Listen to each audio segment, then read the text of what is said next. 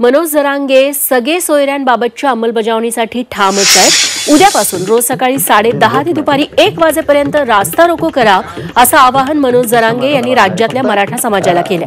12वीच्या परीक्षा सुरू असल्यानं विद्यार्थ्यांना त्रास होईल असा प्रकार करू नका असंही ते म्हणाले।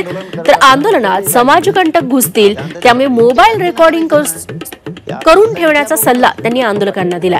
दरम्यान हे आंदोलन शांतपणे होणार असल्याचं आश्वासन जरांगेंच्या वकिलांनी कोर्टात दिले। या आंदोलनादरम्यान कायदा सुव्यवस्थेचा प्रश्न उपस्थित झाला तर कारवाई करू असं महाधिवक्त्यांनी कोर्टात सांगितलंय। जरांगेंच्या विरोधातल्या याचिकेची सुनावणी आता सोमवारी होणार आहे। रास्ता रोको कशासाठी तर दर दिवस सगळ्या सोयऱ्यांची अंमलबजावणी व्हावी म्हणून दर दिवस रास्ता रोको करून सगळे सोयऱ्यांच्या अंमलबजावणीचे निवेदन द्यायचे। दर दिवस निवेदन दिलं जाणार आहे सरकारला रास्ता रोको करून सकाळी 10:30 ते